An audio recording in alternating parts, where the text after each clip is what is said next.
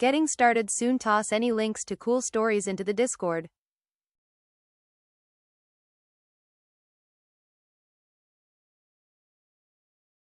High Fashion Killer.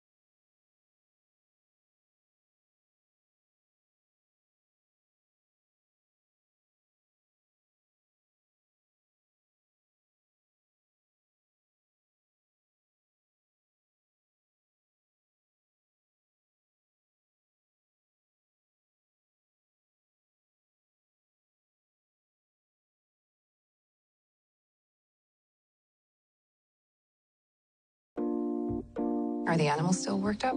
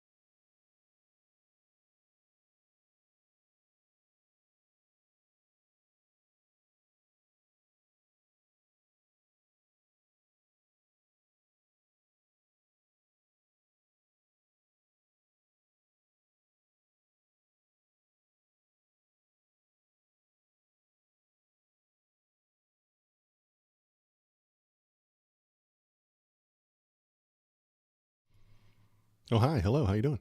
My name is Waldo, and I am here to feel the news with you. How's everybody doing today? I'm doing good. It's a nice, not too sunny day. I always like being up here up in the Pacific Northwest, where it's usually cloudy. I like it that way. Feels good. I've got a little doggy right here. We'll get to him in a little bit. You can see his ear right here. This is his new little favorite spot to hang out and sit while I'm on the computer. He likes to sit right here. There's his ear. You can touch his ear. Tickle, tickle, tickle. He's sleeping right now, but we will get him up later to have a little break. So yeah, hi Carolinas. Thanks for jumping in. Trump had a GoFundMe for the hurricane. Isn't he a millionaire? Couldn't he give his money? No, apparently not. Uh, even though there were many organizations taking donations, 100% going to the needy, he chose a 3% to someone else, administration fees, and then the rest for those impacted. He was impacted at Mar-a-Lago, didn't donate a single dollar because he fully intends to take it all. Yeah, I think he's doing the administration and then he's keeping a bit of it. That is a scam that a lot of bad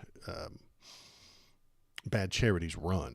Is they say, oh, well, we have a 20% administration fee, which means we have to pay our workers. People can't work for free. I dig that. I recognize that.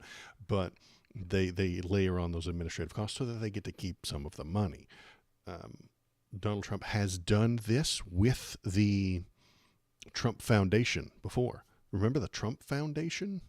It was a grift. It was a scheme where he takes money for donations and then he just keeps more than he should and gives some of it out.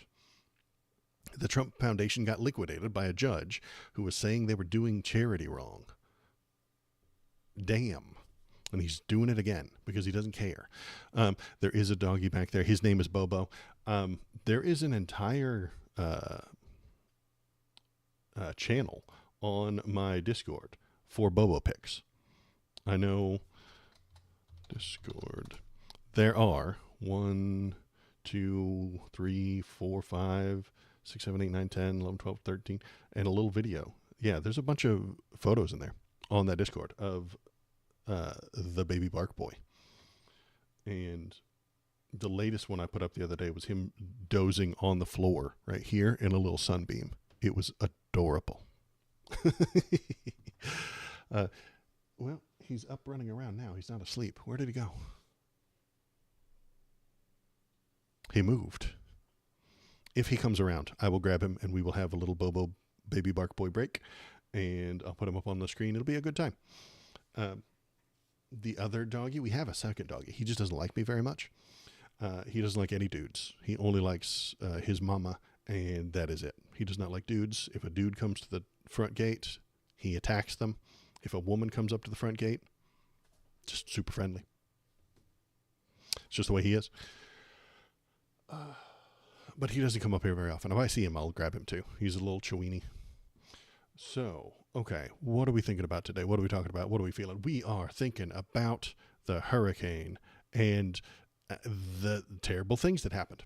So, big storm hit America, went right up the Gulf Coast, right in the crotch of America, right up the butthole of America, really. I mean, you've got Florida, which is the dick, obviously. So what's behind the dick? Well, the ass. So hurricane right up the ass. And it has damaged a bunch of American homes and businesses and people, and lots of people died. That's bad. I wouldn't want to politicize that. If you want to politicize it, you can do it the right way. You can tell people who follow you to donate money.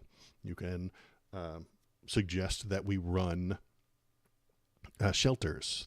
The government runs shelters for things. You can gather money for those kinds of things. You can suggest that we have the government do some sort of monitoring, which we do with NOAA and the National Weather Service and stuff like that, which we already do.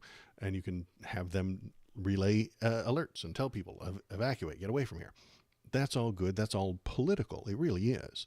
But we all benefit from it, so we don't complain about it usually. But what you don't want to do is suggest that the Democrats control the weather.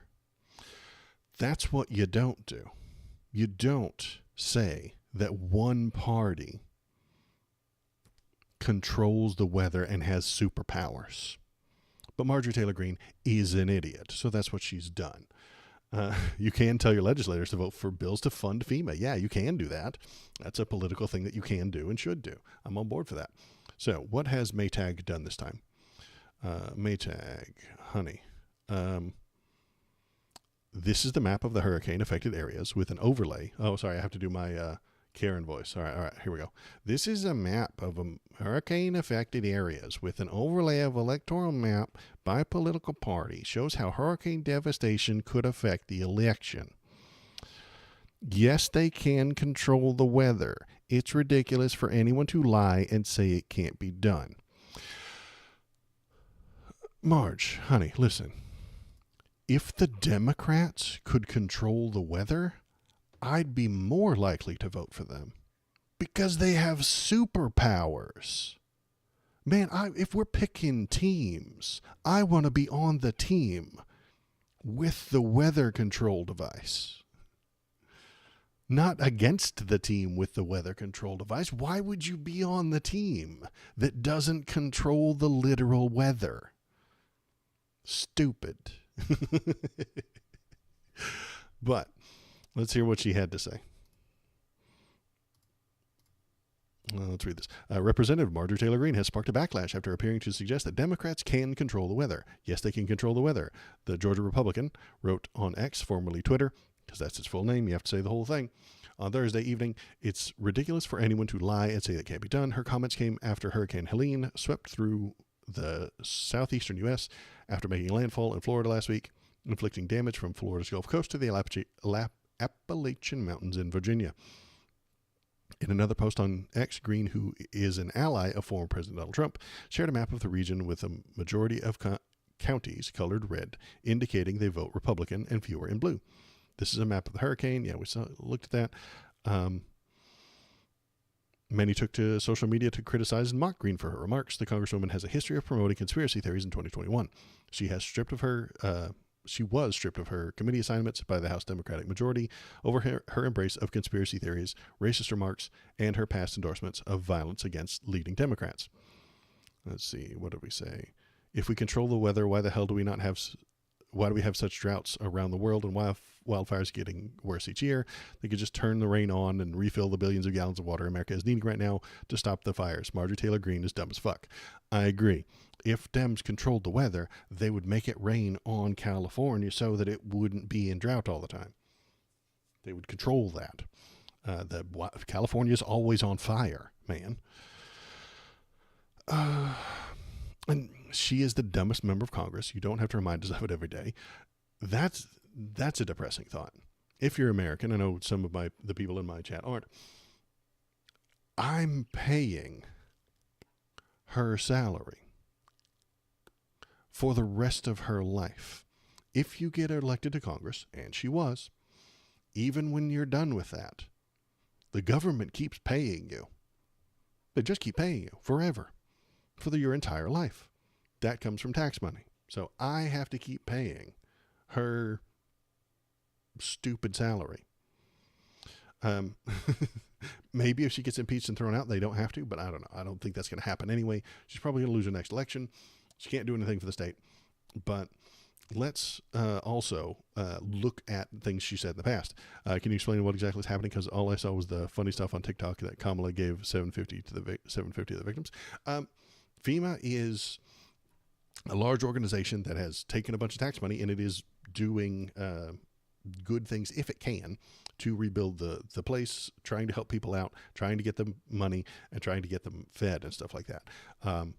If it's only gave $750, but that's millions of people. So it's $750 million. Good Lord. Bobo's not a fan of FEMA, it seems. You start talking about FEMA, and he goes nuts. Come here, Lewis. Come here. All right. Bark boy break. I'm going to grab him. Well, never mind. They ran. There's something outside that they want to bark at. So they're going nuts.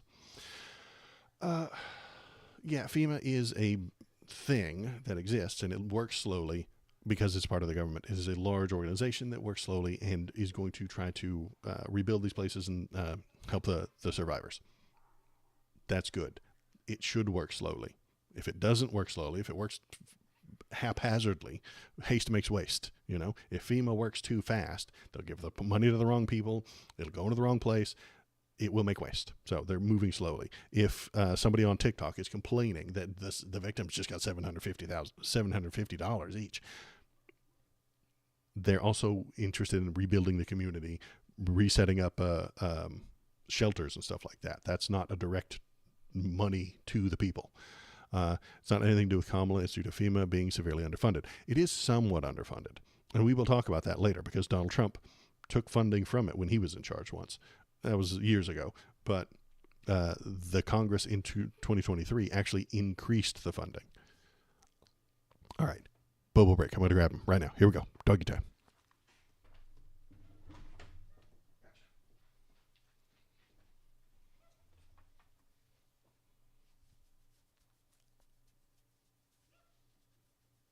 Look at the camera.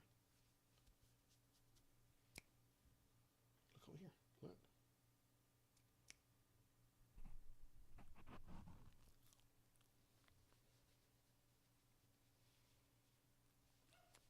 Bork break.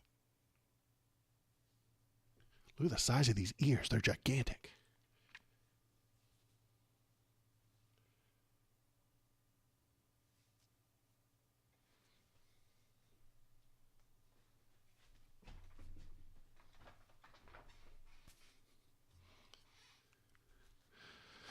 Yeah, he is. He's too scrappy at the moment. He needs a haircut. His hair is just entirely too long. Apparently, with this breed, you got to shave him all the time. So his hair is way too long, and we're gonna have to cut it soon. I've got the clippers downstairs, and he hates it. It's just terrible. Yeah, his ears are gigantic. He looks like a gremlin, right?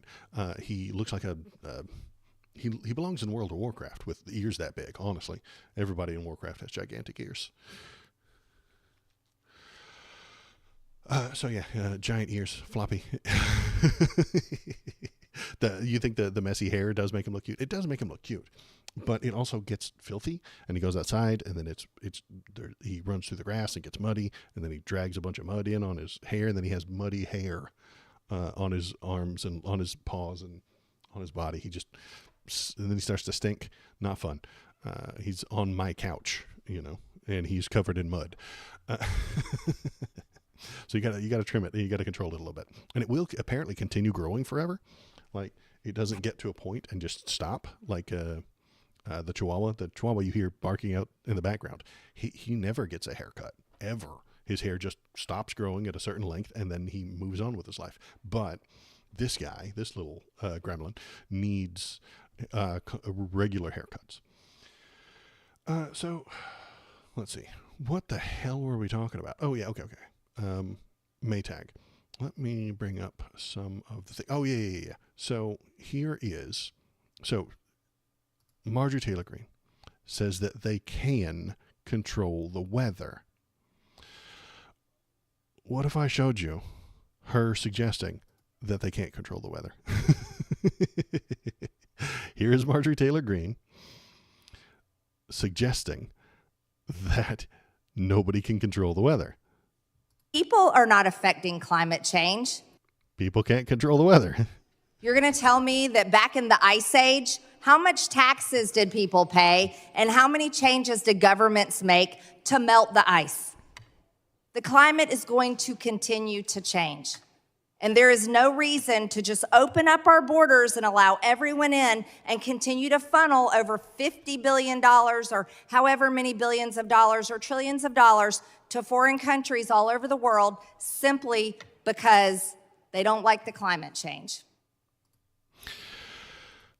That is the lady who said people can't change the weather. And then said, I know it is word salad, but the point she's getting to is that people don't control the weather. Now, I'm going to put my hat on, and we're gonna discuss this because there's major implications to what she's telling you. You haven't seen them yet, but I have because I have the future sight.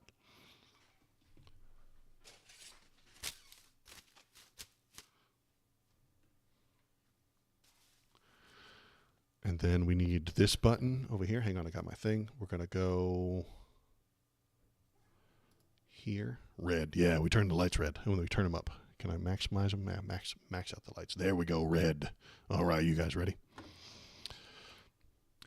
Folks, Marjorie Taylor Greene is onto something here. Follow me here on this one. We all know climate change is a hoax and that the people can't change the weather. But, listen, Democrats can aim hurricanes at red states before an election because they are not people. That's the secret message Marge is sending. People can't change the weather, but Democrats can because they're not people. Why do you think they're so in love with illegal aliens? Because they are aliens too. That's why we call them Democrats. They aren't people. Wake up, America. Non-human entities are running the deep state government to steal your gold.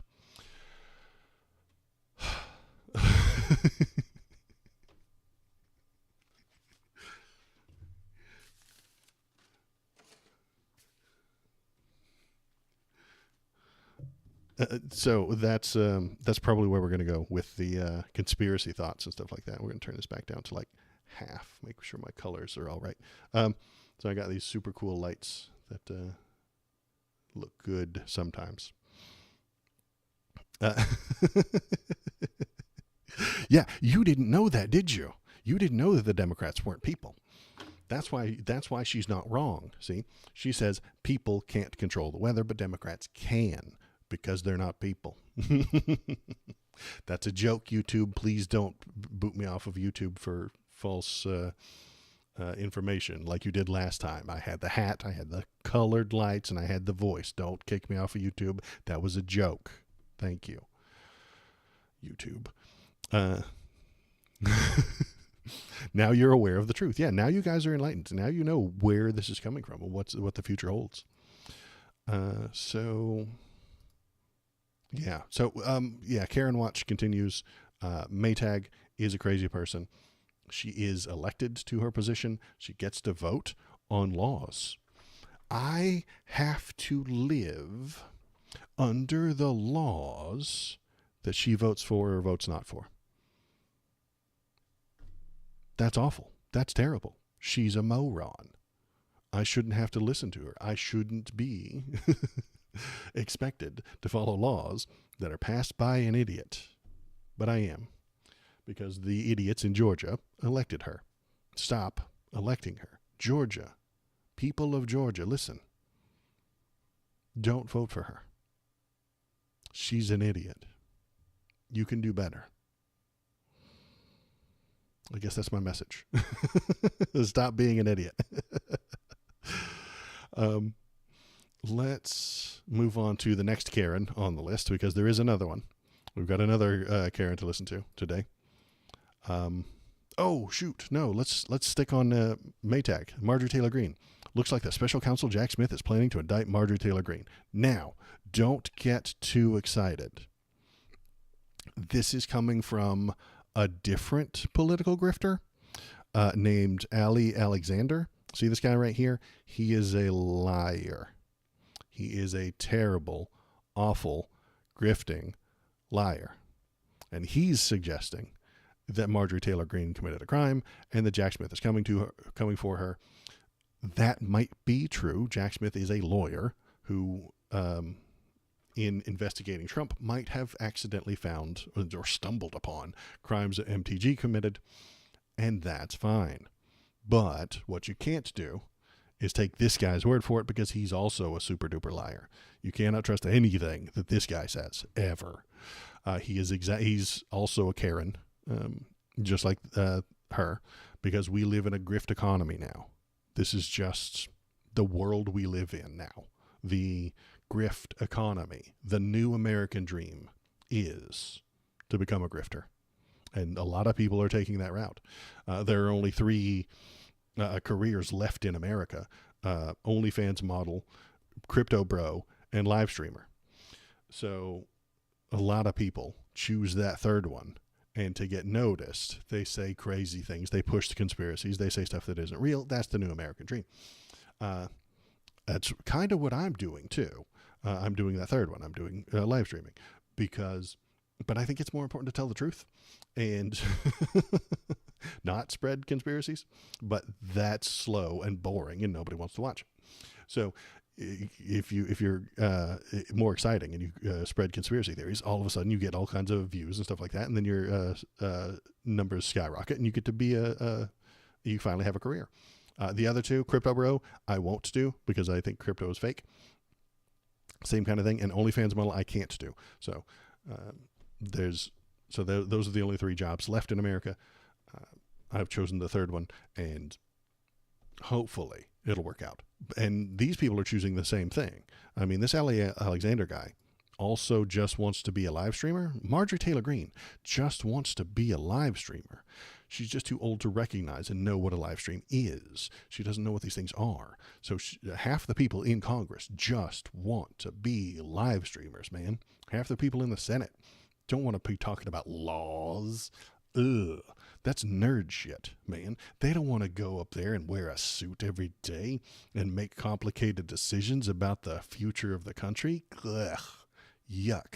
Nobody likes doing that. What they want to do is get in front of a camera and tell you some crazy shit so that you'll clap and follow along and think that they're cool. I dig that. I feel that, you know. I also want to get in front of a camera and tell you some cool shit and have you think I'm cool. I'm just honest about it. Attention hose. Exactly. I'm doing the same thing. I'm just honest about it. Marjorie Taylor Greene is not. She's going to leave at some point and get corporate donations. Yeah, you're right. The corporate donations really do taste good. I don't want corporate donations, but they do. Maytag does want to leave her current job and start a live stream. She will. She will get in front of a camera. It's very easy to do. I can do it, and I'm an idiot.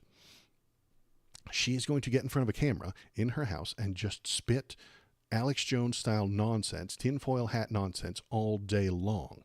And she will have lots more money than me and lots more money than you. Because fiction is way more fun than nonfiction.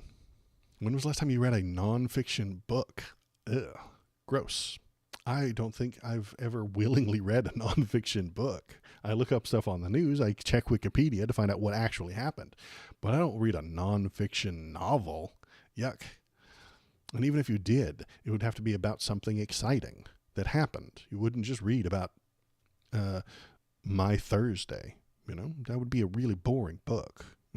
If you just literally typed nonfiction, everything a normal person did on a Tuesday, it wouldn't be fun. You wouldn't sell any books. You have to spice it up. You have to be exciting. You have to be entertaining. As someone who's part of the newer generation, you're 100% correct. I love people who say crazy shit when the truth comes out. They're liars. They go enjoy the jokes. People make fun about them on TikTok. Yeah, exactly. It's an economy now. This is the new economy. Closest I've gotten is Veneto. I don't know what Veneto is. It's probably like a nonfiction book about something exciting that happened to somebody sometime. That I can recognize as being cool. So let's move on to the next Karen that we need to look at today, and it is Tina Peters. Who is Tina Peters and what did she do? Oh, you're reading a nonfiction book right now? You're making me look silly. Is it about an exciting thing that happened to some people? Because I could imagine that. Like, it's about an exciting thing that happened one time that you would want to know about. And fiction means that you can take all that stuff and add zombies and add laser beams and guns and stuff like that and laser swords. Yeah. But it's not fun. I'm reading about the pandemic and COVID. Oh, okay. So it is more of a research type thing. And that's acceptable. It's not fun. Yeah, you even said, you're saying it's not fun. It would be more fun if it had laser swords. I'm just saying, it would be more fun if it had laser swords and psychic wizards. Like, that would make it way more fun. And that's what Maytag is doing. That's what she's doing. She's trying to grift. She's trying to make the world more fun through fiction so that you will follow her and give her money. I see that. I also recognize it. I'm trying to give you truth in a fun way, maybe. And I'm doing the same thing. Just, I think I'm trying to be more truth about it. A big reader. Okay, yeah. I do read on occasion. I've got my my Kindle right here. I do like this thing, but it is almost always fiction. I mean, it's just fantasy stuff. It's all the Brandon Sanderson stuff and Stephen King and all kinds of fun stuff. Let's get, okay, back on topic, Waldo. Back on topic. Who is Tina Peters and what did she do? Tina Peters was convicted of 7 charges involving tampering with Mesa County's election machines. The judge in the case told her Thursday that he's convinced she'd do it all over again. A former Republican county clerk who promoted election conspiracy theories and tampering with the voting machines in Colorado was sentenced Thursday to 9 years in prison during a hearing in which the judge in the case called her a charlatan. That's a good explanation of what she did. Tina Peters, who denies that President Joe Biden won in 2020 over Donald Trump, was found guilty in August of 7 counts. They included attempting to influence a public servant, conspiracy to commit criminal impersonation, first-degree official misconduct, failure to comply with an order from the Secretary of State, and violation of duty. 3 were felonies and 4 were misdemeanors. Peters, 68 years old, was indicted in March 22 after prosecutors said she improperly permitted someone to copy access passwords and other files from secure voting system and post them online, exposing the machines to hackers. She was in charge of voting machines and allowed Trump fans to access them illegally, improperly, so that they could prove Donald Trump won. She let Mike Lindell, the pillow guy, and his cronies, his lackeys, his followers, to access the the state voting machines, so that she stole someone else's credentials. She took someone else's who worked in that office, took their credentials, logged in as them, let them in to find the fraud. They still didn't find any fraud. It still turned out that Joe Biden won in 2020. So why did she break in to do all these things? Because she feels like Biden lost, and she feels like Trump won, and there had to be some sort of reason. How could she be wrong? She's never been wrong a day in her life. How could she possibly be wrong about this Donald Trump guy? How could she possibly be wrong about the vote tallies? No. She's never been wrong in her mind. She's never made a mistake in her entire life. And clearly, somebody is orchestrating some sort of grand scheme to steal the election from Donald Trump. So she went to find the evidence illegally, improperly, found no evidence. She's breaking into some place to find evidence, and it wasn't there. She was wrong all along. She's copying my friend's homework, but copying down the wrong homework. She's copying down the wrong answers. She's copying from the person who cheated. And you're like, wait, now we know she's plagiarizing a plagiarist and then getting caught and saying that she's never done anything wrong. Yeah, exactly. So, well, come on, mouse. There we go. The county's machines had to be replaced because data, which included passwords for the machines, were all posted on the internet. Peters claimed that she did not know the information was being made public. Oh no, she didn't know. Poor lady. She didn't know that the people she was giving this information to were going to misuse it. This community has suffered greatly from the dishonesty, lack of transparency, and refusal of Miss Peters to take accountability, said the district attorney. As she was being sentenced to prison, Peters did not apologize, according to reports from ABC 7. I've never done anything wrong. Her quote is, I've never done anything with malice to break the law. I've only wanted to serve the people of Mesa County. And I don't think she's saying that improperly. She wanted to serve the people of the county a Donald Trump win, because she believes and feels that Donald Trump should win and did win.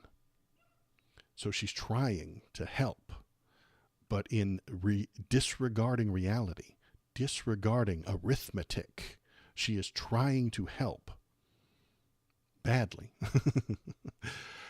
If she just complained, if she put out lawsuits and stuff like that. And then the law decided that she is factually incorrect. She would have been helping her community. She really would. If you sue votes, that's part of the American system.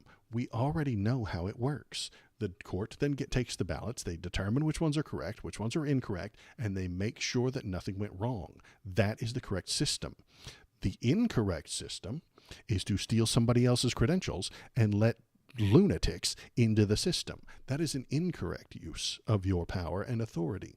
And when you break the law, when you abuse your power and authority to do a bad thing, you get punished. That's the way it's supposed to work. That keeps society in check. That keeps society working properly. Tina Peters is anti-society. She is. She's an anarchist, slightly. I know Fashion Girl, you were talking about. Were you talking about debating an anarchist not too long ago? She's just she's not an anarchist. I know they have a whole set of rules and ideas and thoughts and stuff like that, but she's anti-society, is what I'm getting to. If she feels. Oh, it was Valor. Yeah, okay, sorry. You were talking about she's not an anarchist, I know. But if she feels like it was wrong, if it was done incorrectly, if she feels Donald Trump should have won and didn't, then she is convinced by her feelings that something went wrong. And then when she goes to investigate the thing that went wrong, she found no evidence. But that feels like a cover-up. Now there's a cover-up. How high does it go? How high does the cover-up go? If I went looking for evidence and didn't find it, clearly everyone else is lying. This has happened with the hurricane as well. I was seeing things on the conspiracy boards. 900 dead bodies floating in a river. So there was a conspiracy board that I went to, not just the other day. It said 900 confirmed. Someone posted about 900 dead bodies floating in a river, and Fox News hasn't covered it. What are they covering up? Nah, man. No. If random internet stupids tell you there are 900 dead people floating in a river, and it's not on the news, it means it's not true. But they start from the thing that I want to be true is true. Then they go looking for the evidence. Backward, man. You're doing it backward. Look at the evidence, then come to a conclusion. In that order. The Tina Peters, Marjorie Taylor Greene have come to a conclusion, and then they go looking for evidence. They're doing it backward. So let's watch some videos of her. We have Tina Peters on lots of fun video. We have many fun videos of her. Here she is being arrested.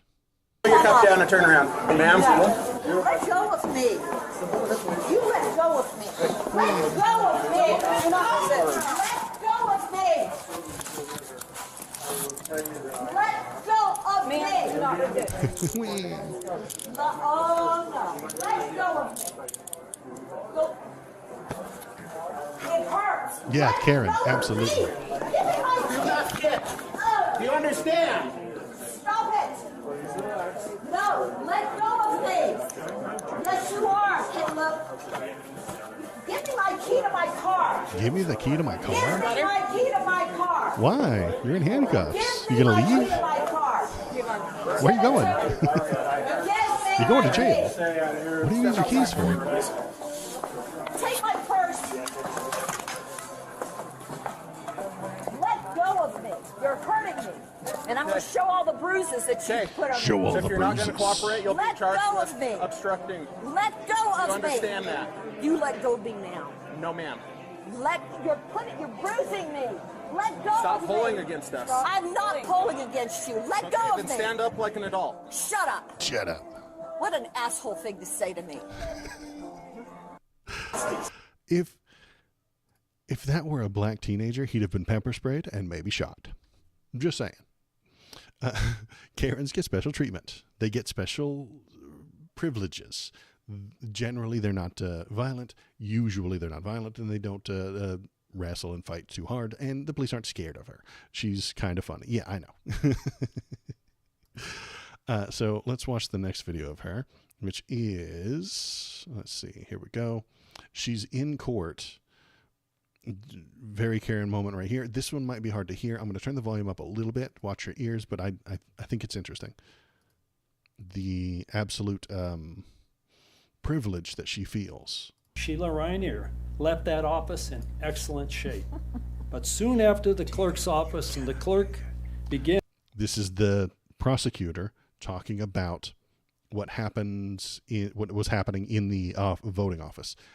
Tina Peters then giggles out loud, and her lawyer whispers to her, "Tina, you cannot do that." I'll play it again. You hear her giggle, and then the lawyer, her defense lawyer, says, "Tina, you cannot do that." Sheila Reinier left that office in excellent shape. But soon after the clerk's office and the clerk began. It's very hard to hear. I don't know if you heard it, but what's happening there, what you're seeing is outward manifestation of her privilege, of her standing within society. She thinks that she's important and on top of everything. So she's allowed to laugh at the prosecutor. She's allowed to make smarmy jokes. She thinks she's in a Facebook group right now. She's in the courtroom. Courtrooms are not Twitter. Courtrooms are not live chats. Courtrooms are not Facebook groups. You can be a smarmy jackass on Facebook. You can say lies on Twitter. But not in a courtroom. Doesn't work. Courtrooms are about evidence and finding the truth of things. She's never had to find the truth of anything in her entire life. She has lived a blissfully ignorant existence so far of pleasantness, you know. She probably only got into politics when Trump, in 2015, when Trump came on board, because he said the things that made her feel good. She wasn't probably, I would suspect, and I don't know her entire history, but I'm willing to bet she got way more into politics after Trump got involved, because he said the things that make her feel good, and she wants that feeling. She yearns. She is thirsty for that feeling that he gives her. This is why I often compare Trump and his followers to cult members. They need that feeling of acceptance. They need that feeling that they get from him. And that is why they are willing to abandon reality to get it. Let's keep going with the next one of her. This is the judge laying into her, and she's arguing with the judge before the sentencing. In the machine, whatever it tabulates is whatever it tabulates. No, it doesn't. It changes. You're not letting me finish. Okay, whatever please. it tabulates is whatever it tabulates. Oops. My hand vote, my ballot remains the same. I suck. They counted those ballots. I Did they understand. not? I understand what you're saying, Did Your they Honor. count the ballots? No, the ballot images were changed, and that's what the total shows. Okay, I'll move The off of ballot this because I can images were see that changed. it. You know, I would encourage to read the report number 3. I've read them, ma'am. You've read all of them? I've read those reports. They were given to me at some point, I believe. Good, good. Well, so you know what I'm saying is true. All right, let me move on. It's not funny. My life is on the line here, Your Honor. No, you're the one who's making this allegation that, one, It's I think not it's an funny, allegation. and two, that I know it's true. You're saying that as if I believe you, and I did not say that. Okay. That is All why right. I made the sound, because it's insulting to me for you to just put that in a record in front of all of these people that I believe something to be true. Okay, and I apologize for that, Your Honor. That wasn't my intent. I do apologize for that. Somebody who often appears in chat named Popog, very good friend, my legal advisor, my pretend fake legal advisor, often comes in here and tells me, don't piss off the judge. That's like the number one rule to being in court. Don't piss off the judge. And she has done that by insinuating that he believes the thing she's saying. And when she says, okay, so you know it's true, you're implying, you're forcing him to say, to fight with you. That works in YouTube chats. That works in Facebook groups. Okay, so you see this evidence and you know it's true. It works on Discord. I recognize the debate lord strategy that she is employing here. She's doing internet debate lord stuff. She is. That doesn't work in court. And it just pisses off the judge. If I were in court, I wouldn't use debate tactics. I wouldn't try and convince him that what I'm saying ought to be looked at from a different angle. I would let the lawyer do it and put together competent legal arguments, not internet dunks, because that's what she's doing. She's dunking on him. You won't believe Tina Peters dunks on this judge. She's doing epic debunks of a YouTube personality. That doesn't work in court. It works in the public. It works in the public square. It works on YouTube. It makes for very fun YouTube clips. But it doesn't work in court. And it just pisses off the judges. So let's look at, this one's kind of long, but I think it's filled with lots and lots of good stuff about America. If this judge is America, I'm happy with America. Let's listen. Here, the defense has, and Ms. Peters in particular, has remained quite defiant, which is her right, but certainly not helpful for her lot today. And in arguing why I should impose a particular sentence, she tells me about her ailments, her loss. Ooh, maybe we should do that one first. Here we go. Here she is on describing why she shouldn't be going to prison. Here we go. I'm very taken back by how awful I've been depicted when I was just trying to do my job. Oh no, she feels bad.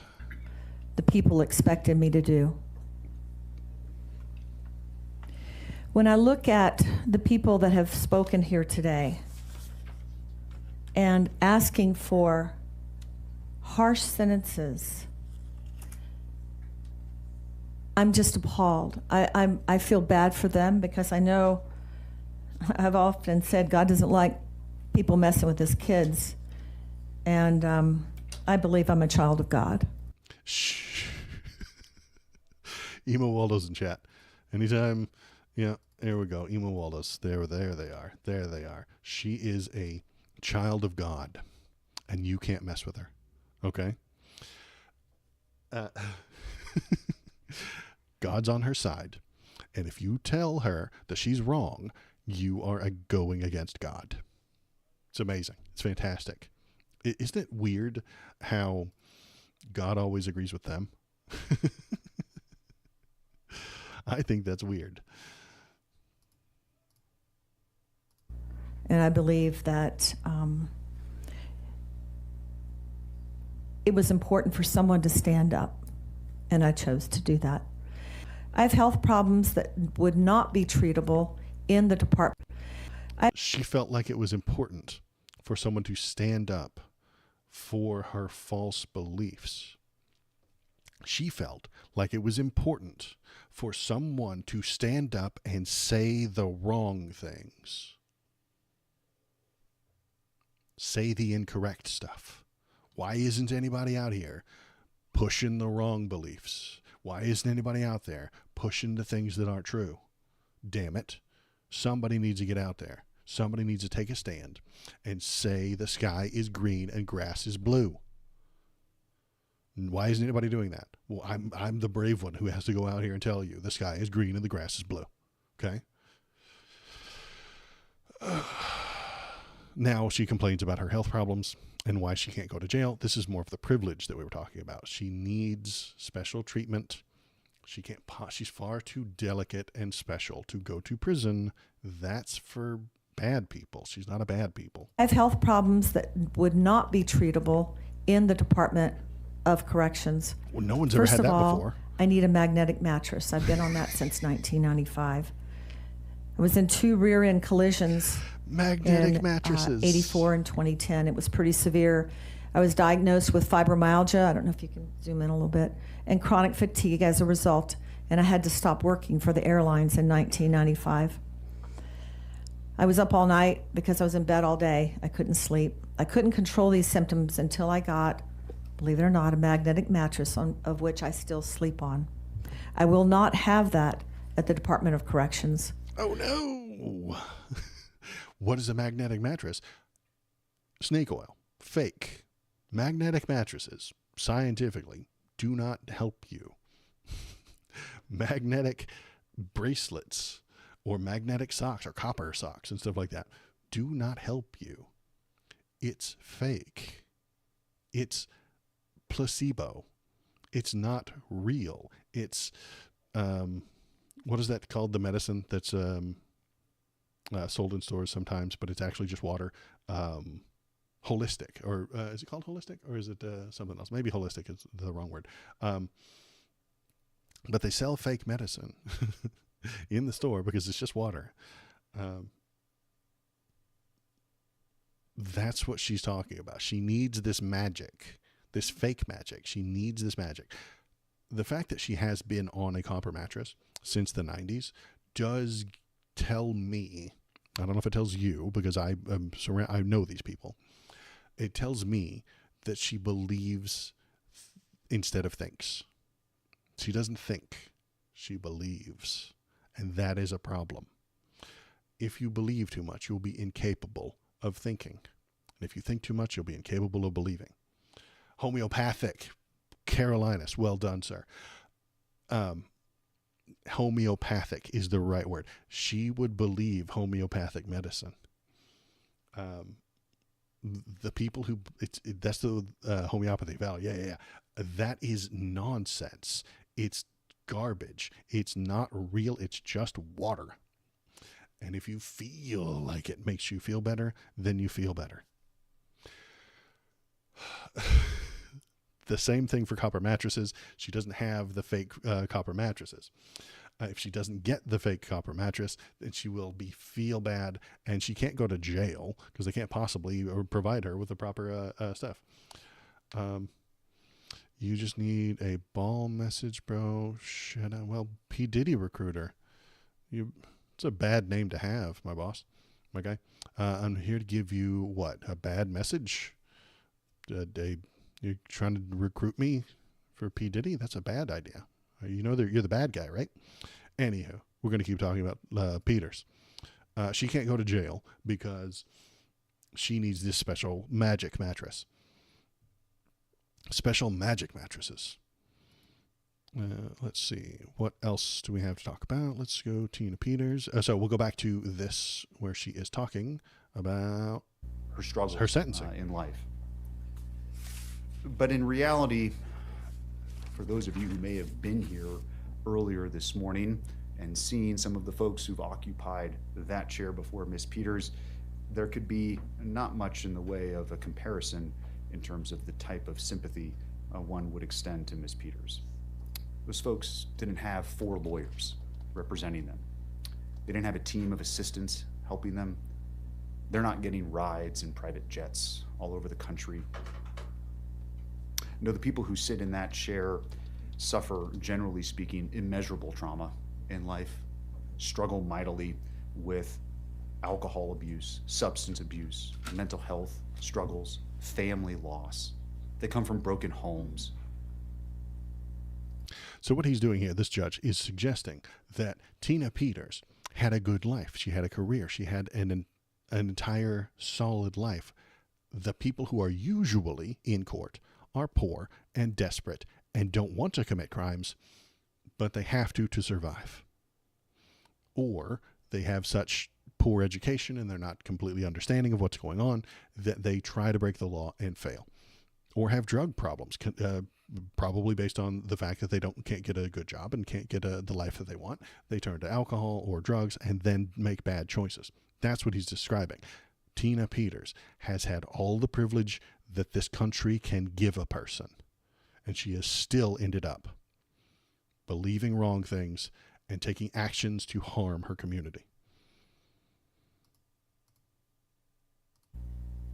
The cards they were dealt were never the cards that you were dealt, Miss Peters. So when I hear you discuss your husband, who sadly passed away recently, your family struggles, and your son, who served our country admirably and made the ultimate sacrifice, I consider it. And I note too that he honored his oath to the country, something that is not lost on me when considering the circumstances under which you find yourself here. He's talking about her son because that was one of her arguments. You can't send me to jail. My son died in a war. Again, Karen behavior. Your age, limited criminal history, and the like are certainly somewhat mitigating. Your ties to the community are what they are, but your reputation at this point is poor because of what you've done here and after. Your lies are well documented, and these convictions are serious. I'm convinced you would do it all over again if you could. Damn. You're as defiant as a defendant as this court has ever seen. Damn. You don't have those histories of drug and alcohol abuse. There's no lifetime of trauma, not even close to the type of mitigating circumstances I would see from many folks who sit in that chair. No, to the contrary, Ms. Peters, you are a privileged person. You are as privileged as they come. And you use that privilege to obtain power, a following, and fame. And to be sure, there's no doubt in my mind that it's exactly what you wanted, and it defies all sense of She common wants to sense be a believe live when you streamer. suggested to me a few moments ago that you didn't want this attention. No, you crave it, ma'am.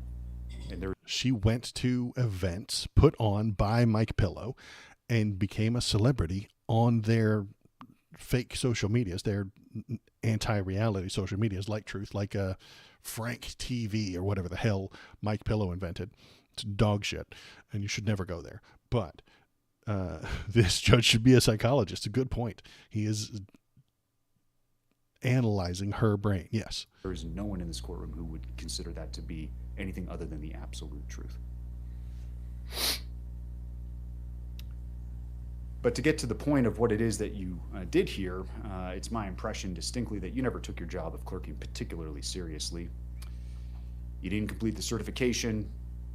One scandal after another followed you in your time as the clerk. And ultimately, it was a belief that the echo chamber in which you live couldn't be wrong, among other things, that led you to do what you did here. This thought process, unfortunately, seems to consume so many in our country, regardless of race, gender, political affiliation, or the like, that what it is we hear and think can't possibly be wrong. Beliefs can be wrong. Beliefs can be wrong. There are many things in my mind that are crystal clear about this case. You are no hero, you abused your position, and you're a charlatan who used and is still using your prior position in office to peddle a snake oil that's been proven to be junk time and time again. In your world, it's all about you. But at bottom, this case was about your corrupt conduct and how no one is above the law. No one in this country has absolute power. Your position as a clerk and recorder, a constitutional position, does not provide you with a means by which to do your own investigation, to not listen to the judiciary, to not listen to the executives higher than you, to not listen to the legislature who sets the law as it may be. This is nonsense. Our system of government can't function when people in government think that somehow, some way, the power they've been given is absolute in all respects. And that's where you fell. You have no respect for the checks and balances of government. You have no respect for this court. You have no respect for law enforcement. And you do not have respect for your fellow colleagues when you were a clerk and recorder who weren't lockstep in your beliefs. Period. Indeed, just weeks before trial, you were apparently doing what I mentioned earlier, that is, over at the clerk and recorder's office where you're not supposed to be, violating the protection order by speaking to employees of that entity with your camera crew in tow.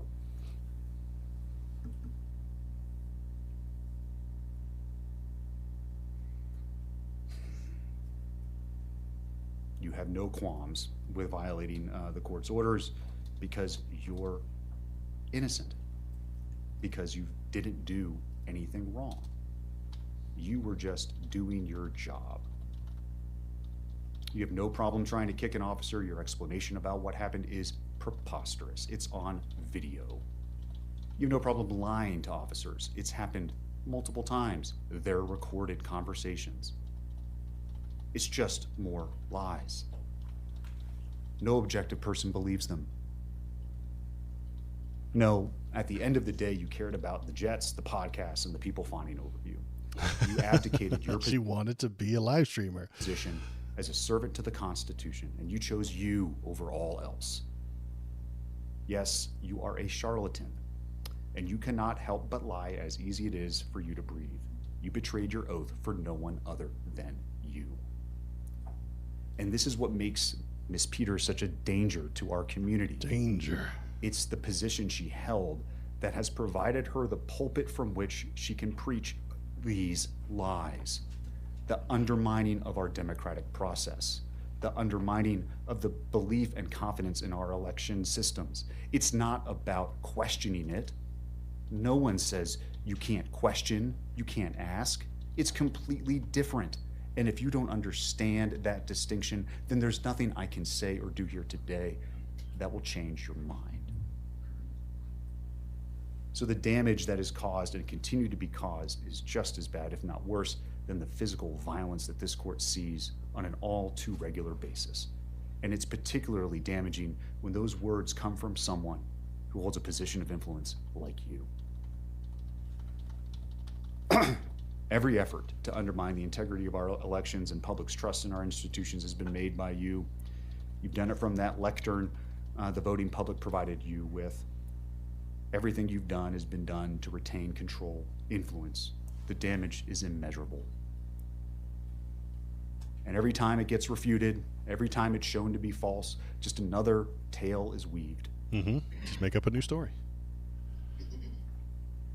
So I'll begin by saying I've considered all of those purposes of staying of an execution of a sentence. I've mentioned all of them here generally in my comments already, and I find that a stay of any sentence I impose would be wholly unwarranted.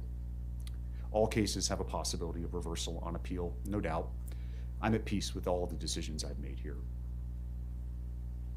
If anything, I gave you and your counsel far too much leeway at times, but I gave you and your counsel too much leeway at times because they are nice, white, polite, older people. If they were young, if she were a young black person, she would not get the privilege and the leeway that the courts usually give. Systemically, she gets more points. Systemically, she gets to have an expensive lawyer. The people who are usually in that court don't have the money to pay for expensive lawyers. They get the lawyer that the government gives them, the public defender, that they do have to pay back eventually sometimes. They don't have the money that she has to go around and get better lawyers. But the rulings I made came after much consideration, incredible amounts of internal debate, and I trust in accordance with the applicable law. I consider the sentence here, in this case, what are available to me. Probation. Community corrections wasn't requested, but it wouldn't be an option in any event, and an incarcerative sentence to the Department of Corrections. Probation's focus is rehabilitation. That is, for folks who have minimal criminal histories, low LSI scores like you, Ms. Peters, but where punishment isn't really on the table. It's about putting someone back in the community who's not at risk and giving them a chance to correct those things that brought them before me in the first place. Community corrections, which again isn't available, but nevertheless I'll mention, is another option that I could still order. It's much more stringent than probation, but it's not prison. And it's for folks who have even higher needs. Again, drug addicts, alcohol abusers, and the like. And prison is for those folks where we send people who are a danger to all of us. Whether it be by the pen or the sword or the word of the mouth. Prison is where folks go, where punishment is what we're focused on, because the crime committed is so significant that anything less would unduly mitigate the seriousness of the same. Unduly mitigate the seriousness of the crimes. That's some real nice fancy talk for suggesting she can't be rehabilitated. She can't just go do some community service and become better because her mind is poisoned. She has been thoroughly brain rotted. And the judge thinks that she can't just get better by helping the community. She can't get better by probation and a probation officer who's going to help her integrate into a society properly, because she has shown such disdain towards this judge, towards the truth, towards reality, that she can't be allowed near regular people, because she will continue to do exactly what she's been doing.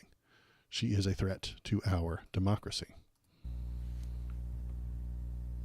I mentioned before there are no mental health concerns. There's no good reason why you're here, Ms. Peters, other than these are all the active decisions that you made that cost our county significantly, but also more importantly, cost you greatly, Mr. Wood, all the members of the county who worked and trusted you when you asked them to do things that they did on your behalf. It's part of your lies.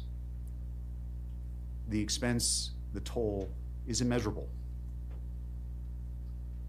So putting you on probation when you have zero needs that would be met by probation is the very definition of unduly depreciating the significance of what it is that you've done here, the harm that you've caused our community and continue to cause. Community corrections is the same. So prison is the only place that duly meets the purposes of sentencing in this matter. And therefore the sentence and judgment of the court is as follows. As to counts 1 and 4, the judgment and sentence of the court is 3.5 years in the Department of Corrections. Those sentences will be concurrent to each other. Damn. As to count 2, You're going to jail. the judgment and sentence of the court is 3.5 years consecutive to counts 1 and 4. As it relates to the misdemeanor charges, count 8 is 120 days in the Mesa County Detention Facility, concurrent to count 9 and 10, which will be 6 months in the Mesa County Detention Facility, consecutive to the prison sentence. The reason those sentences are consecutive is because those sentences are, as the prosecution stated, directly related to what it is that you did here in our community, the damage you caused this community, the breach of your oath to the electorate in Mesa County. Your sentence will be followed by 3 years of parole. You have 2 days of pre-sentence confinement credit. Anything I missed? Anything else we need to address? He did miss You one. missed a sentencing on count 6. Oh, I'm sorry. Count 6 is criminal impersonation. That's also consecutive. That's 15 months to the Department of Corrections. And the cost So it's 8.5 years total, plus the 6 months for a total of 9 years of incarceration. and I think the only other There it is. 9 years for the crimes that she committed against her community. This is based on her belief. So how does democracy survive people like her? I don't think we can. If there are too many people who are more interested in their belief than in reality, democracy cannot stand. How can we function if belief is the most important currency? Tina Peters is absent from the reality that you and I inhabit. She lives in a bubble of privilege and narcissism. And the judge calls her out on it. He calls her a charlatan. And I think that's a good description. She is peddling her beliefs to enrich herself. And this is the new American dream. This is what I was talking about, where there's only 3 jobs left. This is the new American dream. Tina Peters is trying to join the ranks of Maytag, Alex Jones, Mike Lindell, Matt Walsh, Glenn Beck, round up a bunch of beliefs, and then sell them to people. These people don't plant crops and then gather those crops and then sell it to people to eat. No. They don't dig up valuable rocks out of the ground and then try and sell them to you. They observe the world. They find real or imagined flaws. They exaggerate those flaws, create beliefs, and then sell them. That is their job. That is the new American dream. America has always kind of had that, though. But we used to know the difference between the fantasy and the reality. If you invented a fictional story about witches and wizards going to high school and then wrote it in a book, you could become successful. You could become rich selling that fantasy. That's acceptable. We used to know where the fantasies were and where the reality was. But it's become intermeshed. It's become hard to determine with the political sphere. If you invented a service that people want to pay you for, you could become successful, and that's fine. If you invented a stock for a company and shares that you can sell you could sell those imaginary shares. I'm less enthused about that one, and I'm slightly worried about it, but it is a system that exists, and it is in place, and it does have laws and regulations to make sure that people are generally, hopefully, not abusing that system, even though it is based on imagination and fear and a fear index and consumer confidence, shit like that. But the new American dream just requires belief, which is easy to farm up. And if you tell an American their beliefs are wrong, they might physically harm you. They might attack you. They might think that you are attacking their very identity if you tell them that their beliefs are wrong. Because in America, we have been brought up and told for a very long time that that's the most important thing. Belief is who and what you are. And that is the wrong way to go. That leads to more Tina Peters. Tina Peters, 68 years old, a baby boomer, has been told her entire life that her beliefs are the most valuable thing about her. And for most of her life, those beliefs were, America's a good place, capitalism is great, America's awesome, everybody else sucks. And number one in the world. Okay, and so that belief leads her toward snake oil salesman. We see it with the copper mattress. We see it with her possibly using homeopathic medicine. She is vulnerable because of her beliefs. Someone made her believe that a copper mattress was a good idea and that it could solve her problems, and she believes that it can. Someone would convince her that homeopathy works, and she would believe them. Donald Trump has told her that the American election system has been broken and destroyed by the Democrats, and she believes him. Belief is the problem. Belief is undermining democracy. And that was my rant for today. Thanks for coming. Carolina's had 9 years in this election. Next election, then that next election, still she'll be in prison or dead. Yeah, exactly. She's going to sit out the next 2 or 3 elections because of those 9 years. And this is the direction that I come from. Belief is bad. I don't have, and I try not to, have any political beliefs. Belief suggests a lack of evidence. If there is a lack of evidence, then you might have to have a belief. But if there is evidence and you go and you find it, and then you look at it, and then you measure it, and then you come to a conclusion, that's not a belief anymore. If you have solid DNA evidence about who your mother is, you don't believe that she's your mother. You have solid evidence. I can see the sky. I know it's blue most of the time. I don't believe the sky is blue. I think that the sky is blue based on my own observations and the observations of people I trust. I don't believe that leftism is a good operation. I think that it is based on the evidence that I have seen. I have seen evidence from people I trust, and the people I trust I measure against evidence that other people have given us, and it makes sense to me that we need to move left within our country. This isn't a belief. This is the conclusion I have come to after thinking hard and looking at evidence and listening to people talk. That's not a belief. Republicans, on the other hand, believe in small government. They believe in trickle-down economics. They believe in the family. They believe in 1,000 things. politician who says the word the believe the most is the one I trust the least. And that generally happens to be people on the right, because they don't operate within reality. They don't look at the evidence, then come to a conclusion. They come to a conclusion, just like Marjorie Taylor Greene, just like this lady. They come to a conclusion, and then they go looking for evidence. And if it disagrees with them, they abandon it. They ignore it. If Marjorie Taylor Greene has a conclusion, Democrats control the weather. That's her conclusion.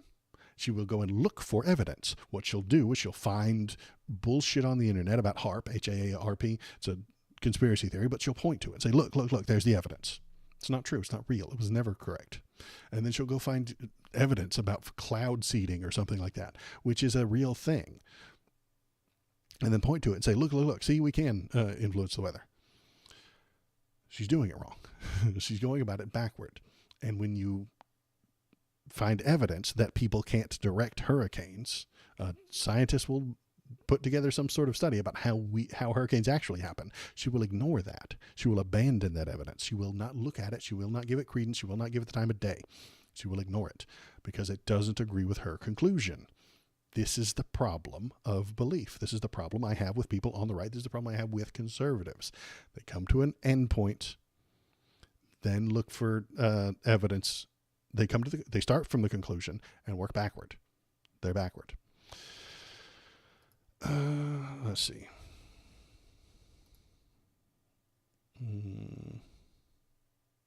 So yeah, that's it for Karen Watch today. Thanks for coming, everybody, for Karen Watch. Let's see what else is in the news. We've got some other things to look at today. This is about the storm. No, Biden didn't take FEMA relief money to use on migrants, but Trump did. Donald Trump falsely accuses President Biden of redirecting disaster funds, a budget maneuver Trump himself approved in 2019. So, according to Trump, the Harris Biden administration says they don't have any money for hurricane relief. They spent it all on illegal migrants. They stole the FEMA money just like they stole it from a bank, and they could give it to their illegal immigrants that they want to have vote for them.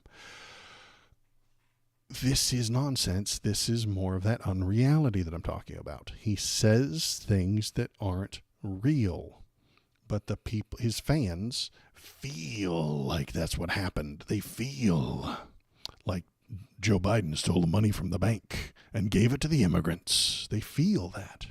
There is no evidence. As we have explained many times before, this would be against the law, and there is no evidence to support this claim. He doesn't care what's real. He doesn't care what's true. He just needs people to feel fear so that they will respect him and they will vote for him. This is all he has. Misunderstand FEMA, create a delusion within his own head, spread fear. Those are his 3 steps that he always follows. Trump's claims have been echoed by his supporters, such as billionaire Elon Musk. But Trump is completely wrong. Elon Musk, the richest man in the world, who owns the largest, most powerful communication device ever to be devised by the human race, believes Donald Trump's lies. We shouldn't let idiots be in charge of us, but we are. The dumbest among us are the ones who are running the show. And I don't know how it got that way. I really don't. I don't know how we got here. Somebody must have been asleep at the wheel and let the idiots take charge. I don't know how this happened or when, but it happened. And we need to do something about it.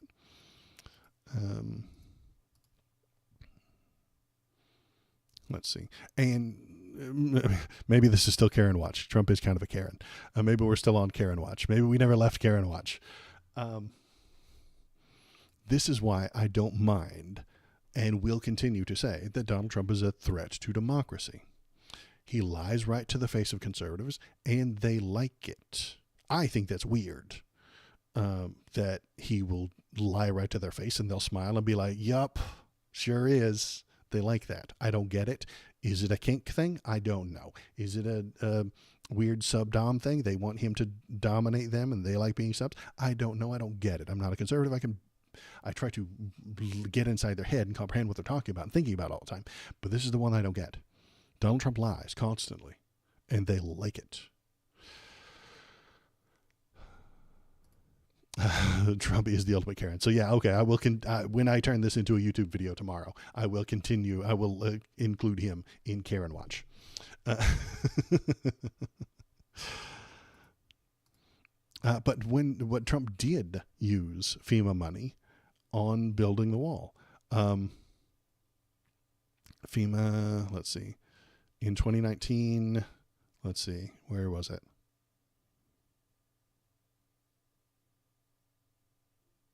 Where are you? I know you're here.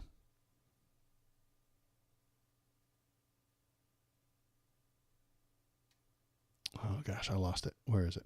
Turns out, because he did it, in 2019, Trump administration, in the middle of hurricane season, told Congress that it was taking $271 million from DHS programs, including $155 from disaster funds, to pay for immigration detention space and temporary hearing locations for asylum seekers who had been forced to wait in Mexico. So he robbed the hurricane funds to pay for his dumbass decisions on the border. So he's the one who's taking it and giving it to migrants. But he hates it when they do that. And even though they didn't do that, it's madness. He will blame you. He will have his hand in the cookie jar and blame you for having your hand in the cookie jar. Like, he will do exactly that. One thing he actually promised, build the wall. Yeah. He will break the rules and then lie to his followers' face and tell them that the other team broke the rules. It's insane. I don't get it. Why would you support him? I do not comprehend it. I really don't. Why defend him? He's not helping you. He's not making your country better. He's not making you more prosperous. Why defend him forever? I don't get it. Did he make a wish on a monkey's paw or something like that? I don't know. I don't get it. Oh, let's see. Jack Smith's exposed the insanity of the Supreme Court's immunity ruling. His latest brief on the January 6th case inadvertently suggests how a future President Trump could cling to power through official acts. This is what I talked about on the last stream, where we read through all of Jack Smith's stuff. Special Counsel Jack Smith's latest filing in January 6th case is an extraordinary and convincing argument for the continued criminal prosecution of President Trump for his attempts to stay in power after losing the 2020 election. But it also makes glaringly obvious the dangers the Supreme Court's decision last year in Trump versus United States to grant presidents broad immunity from prosecution for official acts, even when those acts are patently criminal. This is what I and most people on the left said when we found this out, that he was just going to use the official acts from now on to create a full-on dictatorship. While brilliantly argued and full of compelling evidence that should result in Trump's convictions, unless he wins the election, of course, Smith's brief is at least as notable for what's missing as what's included. It contains only the tip of the iceberg of evidence against Trump because the incredible restrictions the court's 6 conservatives imposed on both evidence and prosecutable actions. The Supreme Court has limited what is and isn't evidence and prosecutable if you're the president. The president gets special rights. He has more freedom than you do. Many sentences hint at Trump's broader actions, which involve government officials, but virtually all evidence is left out because presumably Smith concluded these constituted official acts. Some of the strongest evidence in the brief focuses on the connections between Trump's efforts to dispute the election despite the overwhelming evidence that he lost and his threats against Mike Pence. The most shocking evidence, as many news outlets highlighted on the Wednesday, came in the connection between the series of Trump tweets, which Smith carefully shows are private acts. Despite the redactions, it's utterly clear that most of the brief's evidence comes from campaign employees, employees of state government, and public personalities and public messages. The brief almost completely excludes evidence from Trump's staff, of which Smith doubtlessly has a huge amount. He has lots and lots of evidence. The lawyer has lots of evidence from Trump's staff that he's not allowed to use because Trump telling a staff member to break the law is an official act. Presidents are allowed to tell their workers and the people who formally work for them, for the government, to break the law. And the Supreme Court's totally on board for that. They want that. They are on top of that because they're scared that the president would worry that he's doing something wrong. They do not want the president to second guess or think thoroughly through his actions, because that might slow them down. He did appoint half the Supreme Court. Yes, he put 3 people in there, and those 3 people are all on his side. He picked them intentionally because they would be on his side. He didn't know about them. He doesn't know what a judge is. He's never met any of these people before. But the Heritage Foundation, who keeps track of all this shit and helped him get elected, said, hey, here's the people that you need to put in. They will kiss your ass and fondle your balls all day long. Put these people in the Supreme Court. And he did. And then now it's 6-3, and they support him. They want to empower him because they want to empower themselves. The Supreme Court is doing a very slow rolling coup.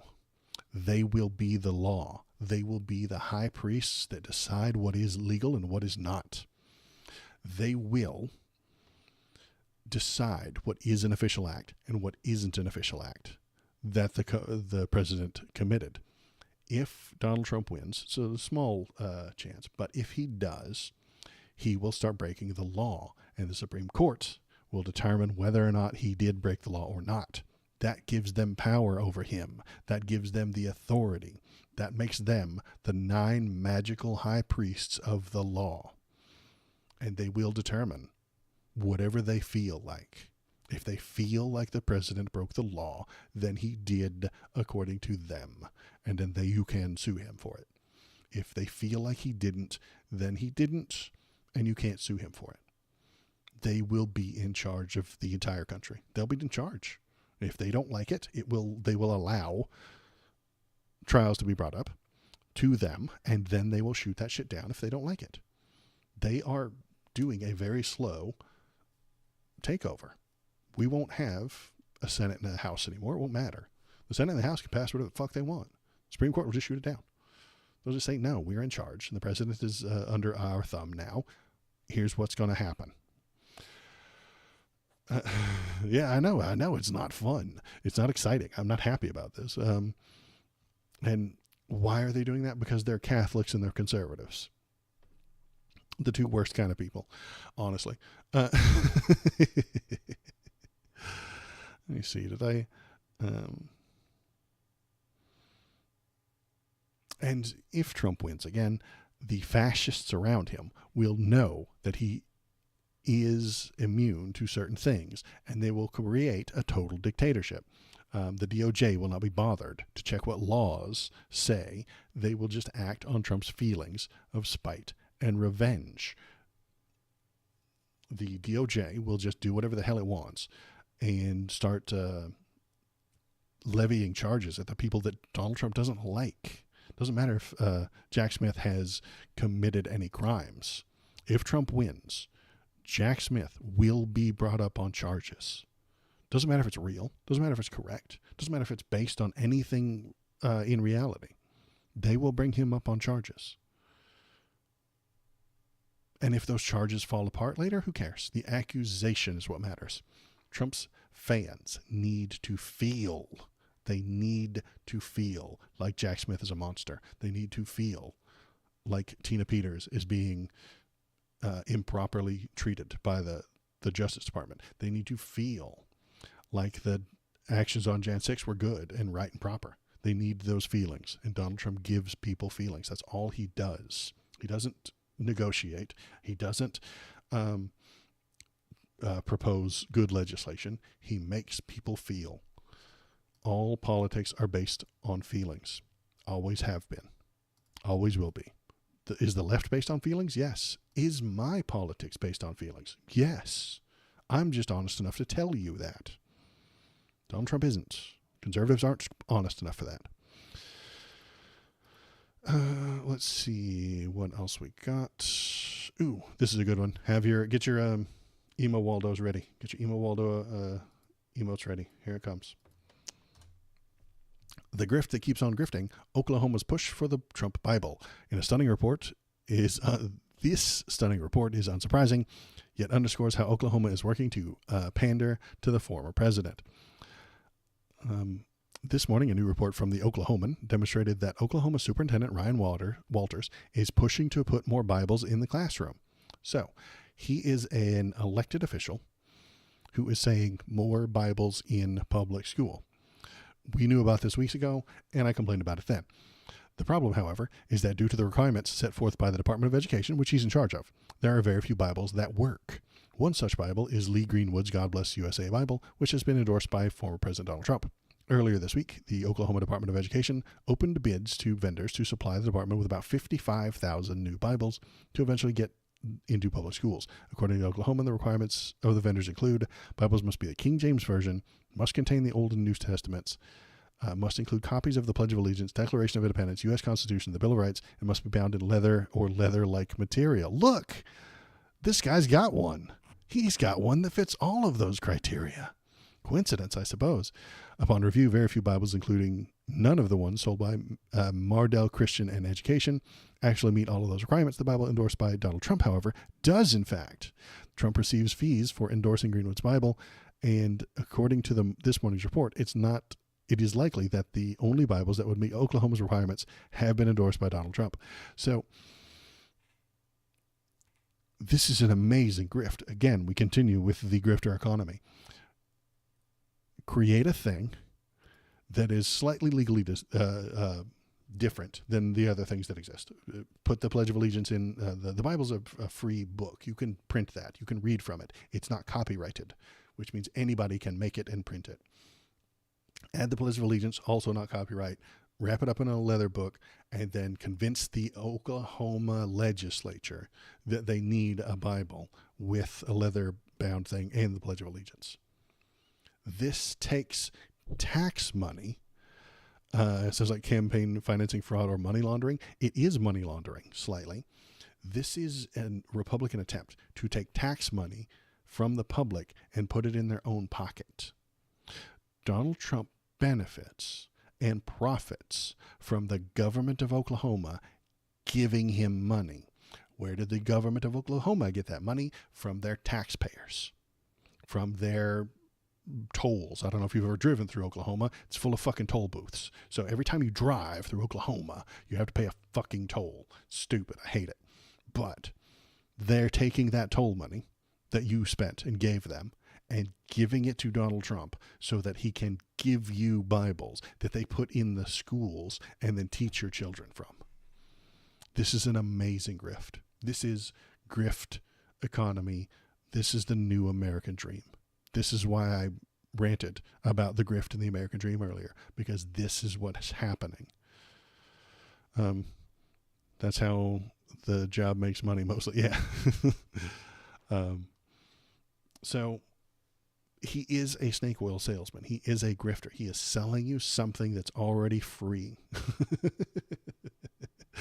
Everybody can go online and look up every single fucking verse of the Bible. You don't need to buy the actual book. You don't need to, but they're gonna spend taxpayer money on that instead of fixing actual problems, instead of fixing the roads and getting rid of those toll booths, as they should.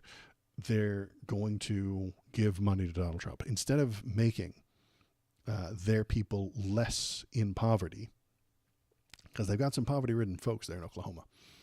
They're going to give money to Donald Trump instead of fixing up neighborhoods. They're going to give money to Donald Trump instead of making human lives better. They're going to give money to Donald Trump. And they don't care, and they like it, and they love it, and they want some more of it, and they're going to vote for him.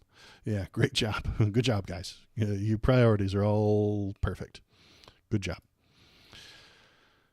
What else do we have? Oh, okay, so I brought this one up. I bumped into this one this morning. This one just came out. This one's special. Man, this one's special. So we're watching Fox News about the jobs report that just came out. So here we go. Fox News jobs report. So the September jobs report is out as of 90 minutes ago. Came in hotter than expected. Good number, high number, 254,000 jobs added. Unemployment ticked down to 4.1%. This is all good news. How are they going to fuck it up on Fox News? Good news. Everybody's happy. Everything's going well.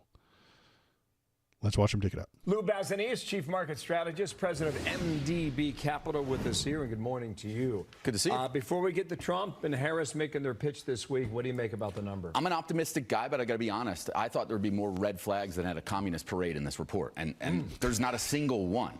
And the reason I say that is because we had such a wide dispersion of what the expectations were. 70,000 on the low side, 220 on the high side, and we got 254.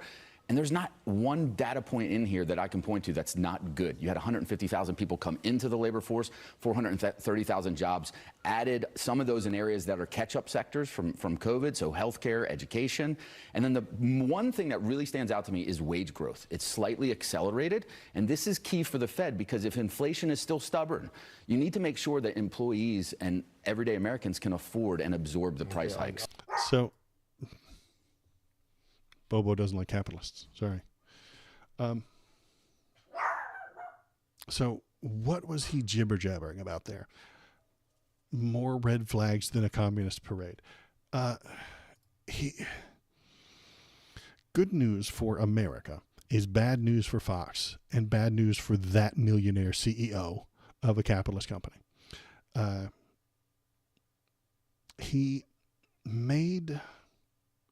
CEO wants bad things so that he can profit. And he threw that communism line in there out of nowhere in an attempt to confuse the audience. The Fox News audience barely understands analogies. So the analogy, he said, was, I expected. He said it so fast and confusing that I didn't even know what the hell he was talking about for a minute. I had to rewind it a couple of times and watch it. He said, I expected lower numbers. I expected so many red flags that it looked like a communist parade. Now, this is a fine analogy. It actually is. It works. It's an analogy. I comprehend what he's talking about. The Fox News viewers don't. Saying good things happened and then making an analogy about communism has only one end, making the dummies watching feel like the latest job report was somehow tied to communism. And the Fox viewer hates communism, so they hate this jobs report. Conservatives, please, if there are any conservatives watching, why?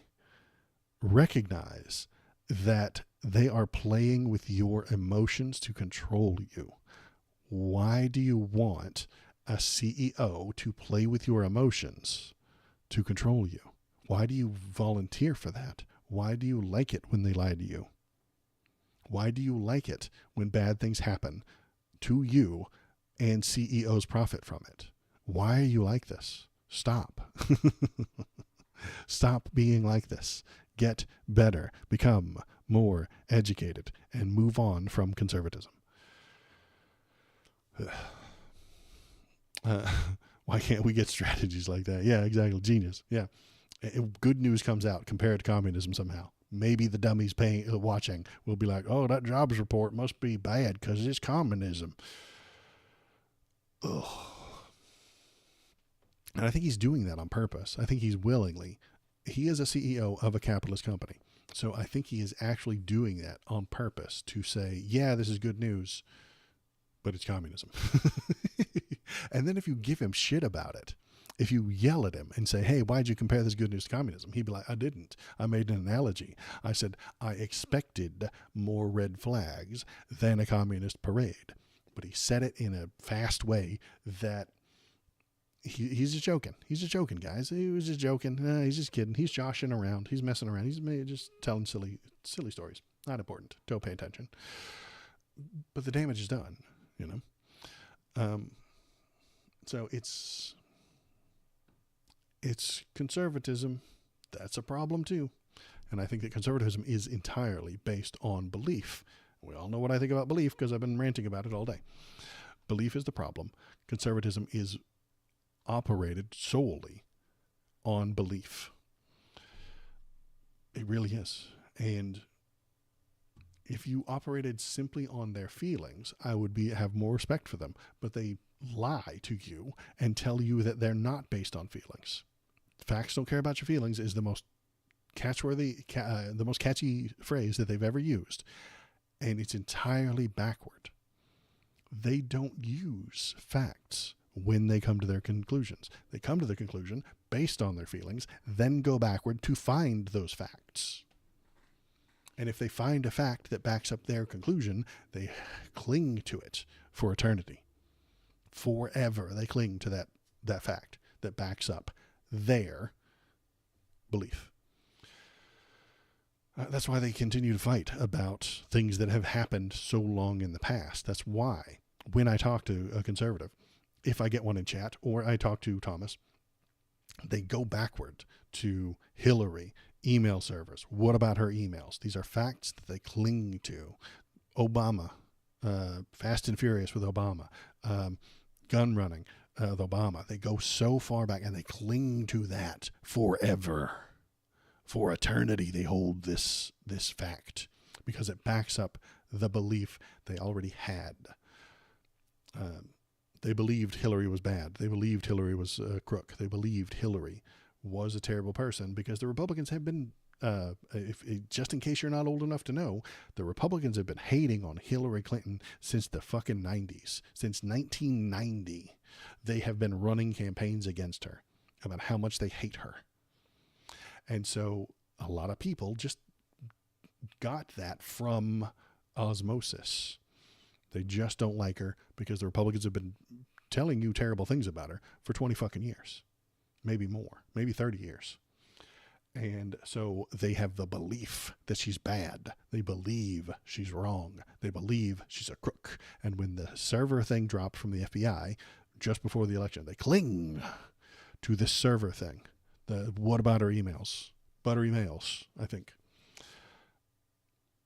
They cling to it, just like they cling to anything factual from Donald Trump or factual from things in the past. And it goes on forever. And what you have to do when you talk to those conservatives, when they come and chat, they will bring those things to you and say, this is a fact, and it backs up my feelings. And I need them to comprehend that those are feelings. That's the point of my entire stream here. All politics are based on feelings. Left, right, center. Always have been, always will be. Recognize it. Know what your feelings are. Comprehend that the Republicans are based all on feelings. And if they comprehend that, then maybe they can move forward. They can recognize their feelings and comprehend what to do with them and how we ought to act. Classic Republicans just shit talking till you can't be reasonable, trusted because where all these rumors came from. Yeah. They do hold those rumors if they have some factual basis forever. They do tend to hold those things very tightly if it agrees with them, and they will ignore any report that disagrees with them. The entire Jack Smith case that dropped yesterday, or a couple of days ago, I talked about it on a Thursday night stream. They will ignore. There are lots and lots and lots and lots and lots and lots of facts inside Jack Smith's report. It's 165 pages long. They will ignore those facts because it doesn't help their conclusion. Those facts are not helpful to their conclusion, hence they will ignore them. They are not facts. And if you throw those facts in their face, they'll suggest to you that the source isn't to be trustworthy. Jack Smith is just a monster out to get Donald Trump, and you can't pay attention to him. It was on MSNBC, and MSNBC can't be trusted. They'll just attack the messenger who's bringing the facts, and that's what you usually see when you listen to the talk and stuff like that. But that is pretty much the end of everything I've got. New today, they'll call it fake news. Absolutely right. That's what they do. Here's a fact that doesn't support my belief, hence it's fake news. It's their entire operation. And I don't want them to be in charge of the laws that I have to live under. I have to live under their laws if they're in charge. And they will make some stupid fucking laws based on their beliefs. Their fake news, their unreality will pass laws to try and influence my reality. And I don't like that. That makes me unhappy. That tends to limit human freedom. And because it is limiting human freedom, I don't like it because I feel like human freedom is important. There is no math problem to explain that. There is no molecule of freedom. There is no place on the periodic table of elements for human freedom. I've looked. It's not there. I feel like human freedom is important. I recognize that. I understand that. And so when I take that base bottom level feeling, human freedom is good and I like it, and then apply it to the law, apply it to the politicians, apply it to the people who are trying to give me their ethics, what I end up with is the right limits freedom. They always have. I'm scared enough for y'all to listen to bad news all the time.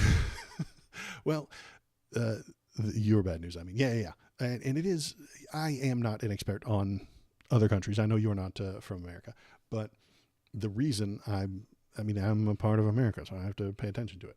If you've got world news to talk about, feel free to toss it into the Discord and tell me what's going on in your neck of the woods. I will look at it and I'll probably come to the same conclusion. There was a German chatter not too long ago who didn't want the right to win their recent elections, but they did.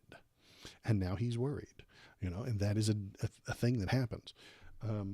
The reactionary conservatism almost always is based on feelings. It is 100% based on feelings, but almost always those feelings are blood and soil. These are our borders. This is our area. And these are the bloodline. These are the people who are allowed to be in that area. Most of the time, that's how conservative thought is based off of. The feelings they have for their people and their area. Blood and soil. And that leads to dangerous ideas. It really does. It leads to land wars, which is what you're seeing in Russia right now with Ukraine. They want that land. They want that soil. And their best argument is those are Russian people. Russia has ceded, sometimes literally, Russian people in the Donbass. They have convinced through propaganda the people in the Donbass and suggested, you are Russian. So when they invade a few years later, they can say, hey, these are Russian people. This is our blood, which means it ought to be our soil. That's not a good ideology. That's not helpful to human freedom. World news right now is pretty bleak. I hear the Canadian dummy fear-mongering over World War III all September. Yeah. The World War III is happening again right now. In the Middle East, it's happening again. We're getting World War III again. Every week we get another World War III. It's pretty exhausting. Another World War III pops up every week. It's like the 5th World War III we've had this year. You're right. And I think it's a bad sign, but that part of the world has always been bad. What are they fighting about right now in the Middle East? Blood and soil. Israel says this is our soil for the people of our bloodline. If you are not Israeli, you don't get to live on this soil. The soil that they are fighting to take from Gaza. They're trying to take Gaza. They're trying to take it. More soil for them, less for the people of the other bloodline. Blood and soil. I don't like blood and soil arguments. It's anti-human. Stop doing it. Stop making those arguments. Stop supporting blood and soil arguments. And that's what Iran is doing too. Iran is firing off missiles. Iran is being more civil. I'm not on Iran's side, but I think they are being more civil. They are telling everyone, hey, we're going to launch 200 missiles. And then they launch 200 missiles, and then they get shot down, and then nobody dies.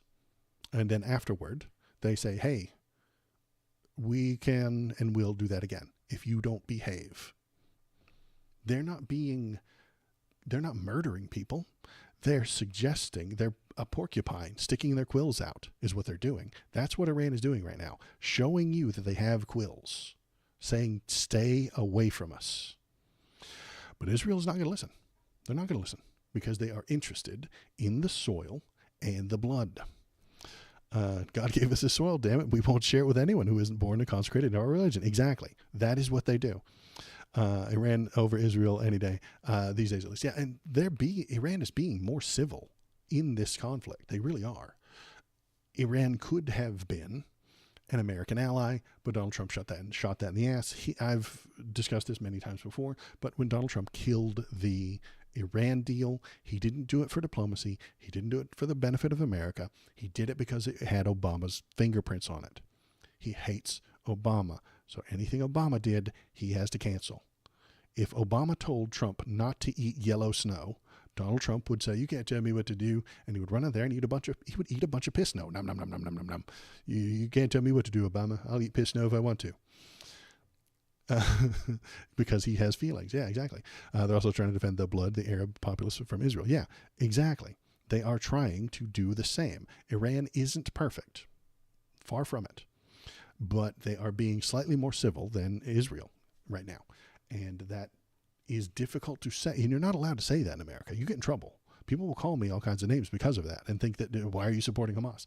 I'm not supporting Hamas. Hamas is also doing blood and soil arguments. Hamas says this is our soil and these are our bloodline and we will hang on to it. And to hang on to it, they have to do terrorism. It's not a good system. Hamas is also blood and soil. What the problem is, blood and soil arguments will always clash. They can't get along. Anti-Semitic criticize now. Yeah, freedom of speech. Yeah. Blood and soil arguments cannot get along. Ethno-states are a bad thing. Israel is an ethno-state. Palestine is an ethno-state. Russia wants to be an ethno-state. They kind of are. Ukraine doesn't want an ethno-state to come and steal some of their land. Blood and soil arguments always end in death and war. Well, they end in war and then death follows. So blood and soil arguments always lead to war. War leads to death. Stop doing it. Stop supporting blood and soil arguments. Russia wants to be an ethno-state. Yeah, ethno-state. Yeah. They want to be the only ethno-state. If they could spread beyond what they once were, they would. The Soviet Union was lots of different ethnicities, and it was a very large thing, but you were supposed to stay in your ethnic bloc. You were supposed to stay within your ethnicity and not venture out to another part. Even within the Soviet Union, you weren't allowed to cruise around to other parts of the country. Awful. They were making blood and soil arguments within their own country. They had the big blood and soil, here's the Soviet Union, and then within the Soviet Union, they had 1,000 little ethnicities that they tried to keep within the proper soil and the right bloodline. It's awful. It's not a good system. It's almost 12 o'clock, so I'm done with stream today. I appreciate you being here, Valor. Very fun. I appreciate you. Thanks very much. Everybody else who was in chat today, thank you for coming. If you want to go to the Discord, you can go to that Discord right there. You can leave links of things for me to talk about. If you've got an important issue that you want to talk about, leave it in the Discord. I'll look at it. I'll read it. We'll feel it all together. It'll be interactive. It'll be a good time. Then if you want to watch old videos, you can do so on the YouTube page. There's the YouTube page. Go there. Smash the subscribe button, fondle the bell, break the thumbs up button, and take a knife into the comment section. I had a brain synapse fire there. And then in the Discord, there are many puppy dog pictures. There's an entire channel that's just called Bobo the Baby Bark Boy. And you can get his photos. And you can Photoshop them. I suggest that very much. KBP, a friend of mine, goes in there and Photoshops the baby bark boy into silly situations. I think it's great. You can do that and post them up there, and that is fun. So that's it for me today. I appreciate everybody who's here. Thank you very much. And I'm going to get out of here before the woke left cancels me.